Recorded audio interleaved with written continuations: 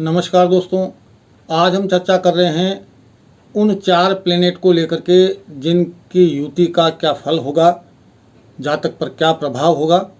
वो 4 प्लेनेट्स हैं सूर्य, मंगल, गुरु और शनि। जो हम एक श्रृंखला चला रहे हैं 4 ग्रहों की युति के फल की, उसका ये 15वां एपिसोड है। उस श्रृंखला की ये 15वीं कड़ी है। तो दोस्तों, मैं फिर आपका स्वागत करता हूं आज के इस वीडियो में। और आज हम जानते हैं उन 4 ग्रहों की युति का फल क्या होगा जब किसी जातक की जन्म की कुंडली में किसी भाव में एक साथ विराजमान हो। और वो 4 ग्रह हैं सूर्य, मंगल, गुरु और शनि। मैं यहाँ फिर निवेदन कर दूं कि कई बार हम अपनी चर्चा में इस बात का उल्लेख करते हैं कि सूर्य और शनि जब एक साथ होते हैं तो स्वाभाविक रूप से जो फल है वो शुभ नहीं होता, लेकिन ऐसा हर बार नहीं होता। ज्योतिष के मामले में जो प्रेडिक्शन होता है, जो फल कथन होता है, वो केवल एक बिंदु पर स्थिर नहीं होता है। ऐसा नहीं होगा कि सूर्य और शनि जहाँ भी कंबाइंड होंगे, जहाँ भी एक साथ होंगे, या इनका कोई दृष्टि संबंध होगा या इनकी युति होगी तो वो जो स्थिति है वो हमेशा अशुभता देने वाली होगी। ऐसा कभी नहीं होगा। ये बहुत सारी बातों को लेकर के निर्भर करता है कि अगर जैसे हम यहाँ इस वीडियो में चर्चा कर रहे हैं 4 ग्रहों की युति की, तो जो बाकी के जो 4 ग्रह हैं, हमने सूर्य और शनि के अलावा 4 ग्रहों में मंगल और गुरु को भी रखा।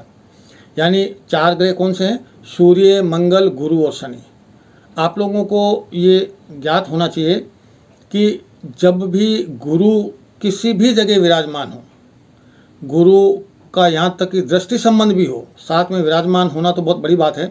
अगर उनका दृष्टि संबंध भी हो, गुरु जो अपने अलग अलग दृष्टि से जो संबंध स्थापित करते हैं, उन दृष्टि संबंधों में से अगर गुरु उस भाव पर अपनी दृष्टि डाल रहे हों या उस किसी अन्य प्लेनेट पर अपनी दृष्टि डाल रहे हों, तो उस जगह को अमृतमय बना देते हैं, उसमें पवित्रता ले आते हैं। तो अगर गुरु साथ में है तो उसका प्रेडिक्शन बदल जाएगा। अगर केवल सूर्य और शनि के साथ में बृहस्पति नहीं है, कोई और प्लेनेट है, तो फिर वो प्रेडिक्शन डिफरेंट हो जाएगा। तो यहाँ इस बात का उल्लेख करना या स्पष्ट करना निहायत ज़रूरी था कि हमेशा इस बात को नहीं समझा जाए कि अगर 4 प्लेनेट में से 2 प्लेनेट सूर्य और शनि हैं तो इसका मतलब है कि यहाँ पर भी वो जो रिजल्ट है वो नेगेटिव मिलेगा या अशुभ मिलेगा। ऐसा नहीं है। यहाँ अगर आप देखेंगे तो सूर्य, मंगल, गुरु और शनि की युति है, वो हर दृष्टि से, हर प्रकार से शुभ फल देने वाली है। जी हाँ, अगर किसी भी जातक की कुंडली में सूर्य, मंगल, गुरु और शनि एक साथ विराजमान है किसी भी भाव में, या इन 4 ग्रहों की युति है, तो निश्चित रूप से वो अपना प्रभाव शुभ देंगे, शुभता को लिए हुए ही होंगे। अब क्या शुभता होगी, क्या शुभ फल देंगे, उसकी हम चर्चा कर लेते हैं। तो बात करते हैं ऐसे जातक की जिसके जन्म के समय सूर्य, मंगल, गुरु और शनि की युति हो। जब ये चारों ग्रह किसी एक राशि में संचरण कर रहे होते हैं या किसी एक भाव में, एक हाउस में स्थित होते हैं, तो वो व्यक्ति मनुष्यों में सर्वश्रेष्ठ व्यक्ति होता है। मनुष्यों में वो व्यक्ति हमेशा सर्वश्रेष्ठ गिना जाएगा और राजा उसकी पूजा करेगा, यानी राजा द्वारा पूजित होगा। अब आप खुद देखिएगा कि राजा द्वारा पूजित कौन होता है।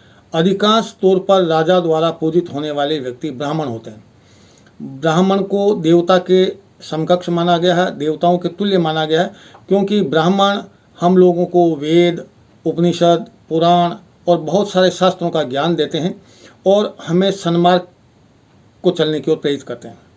क्योंकि ब्राह्मण का जो आचरण है वो हमेशा देवताओं के आचरण के बराबर कहा गया।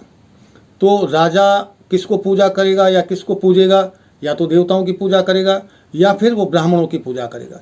तो ऐसा जातक जिसकी जन्म कुंडली में सूर्य, मंगल, गुरु और शनि ये चारों अगर साथ में विराजमान होंगे तो वो व्यक्ति, वो जातक राजा द्वारा पूजित होगा, स्वयं राजा उसकी पूजा करेगा। तो स्वाभाविक रूप से ऐसा जातक ब्राह्मण ही हो सकता है।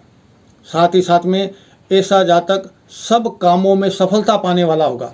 वो जिस भी काम को करेगा उसमें सफलता उसके लिए सुनिश्चित है, सफलता पहले से ही तय है। साथ ही साथ ऐसा व्यक्ति प्रसिद्ध सेनापति होता है या राज में किसी जगह मंत्री होता है, बेहद धनी होता है और अन्न का संचय करने वाला होता है। अन्न का संचय करने का मतलब यहाँ हो गया कि जैसे मैंने अपनी चर्चा में कहा कि राजा द्वारा पूजित है तो ब्राह्मण हो गया। ब्राह्मण से तात्पर्य यहाँ किसी जाति से मतलब नहीं है, कर्म से मतलब है। जिस तरह से ब्राह्मण का एक कर्म होता है कि वो हमेशा सन्मार्ग पर चलता है और सत्य की राह पर देवता या उस परम तत्व की साधना करता है, तो ये उसका कर्म हो गया, जाति नहीं हुई। तो यहाँ राजा द्वारा पूजित होने पर वो ब्राह्मण के कर्म से युक्त हुआ और संचय करने के मामले में वो एक वैश्य हुआ। यानी एक जो व्यवसायी होता है, एक जो व्यापारी होता है, वो जिस तरह से अन्न का या और दूसरी चीज़ों का संचय करता है, उसी तरह से ये जातक भी, जिसकी कुंडली में सूर्य, मंगल, गुरु और शनि होगा, वो व्यक्ति भी अन्न का संचय करने वाला होगा।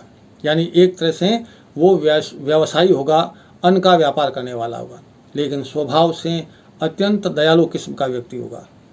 तो दोस्तों, ये प्रभाव होता है उन 4 ग्रहों की युति का। जब किसी भी व्यक्ति या जातक की कुंडली में ये जो 4 ग्रह हैं, सूर्य, मंगल, गुरु और शनि, जब एक साथ विराजमान होते हैं या फिर इनकी चारों की युति होती है, चारों एक साथ विराजमान होना और चारों की युति होना एक ही बात है।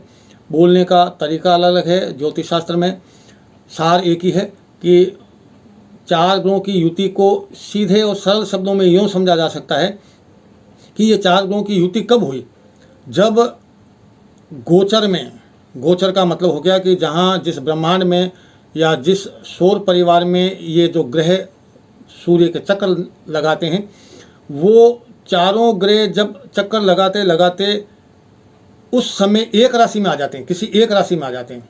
और जब वो किसी एक राशि में आ जाते हैं तो वो उन 4 ग्रहों की युति कहलाती है, उन 4 ग्रहों का कॉम्बिनेशन कहलाता है। तो सिंपल सा सरल भाषा में इसे यूँ समझा जा सकता है। तो जब जातक की कुंडली में ये 4 ग्रह एक साथ बैठे हों, कौन कौन से 4 ग्रह, सूर्य, मंगल, गुरु और शनि, तो इस 4 ग्रहों की युति वाला जातक है वो मनुष्यों में श्रेष्ठ होगा, राजा द्वारा पूजित होगा, सब काम में सफलता पाने वाला होगा, प्रसिद्ध सेनापति होगा, किसी राजा का मंत्री होगा, धनवान व्यक्ति होगा, अन्न का संचय करने वाला होगा और दयालु स्वभाव का और परोपकारी व्यक्ति होगा। तो ये विशेषता थी, ये प्रभाव था सूर्य, मंगल, गुरु और शनि की युति का। अगले वीडियो में, अगली कड़ी में हम जानेंगे ऐसे ही किन्हीं और अन्य 4 ग्रहों की युति का फल।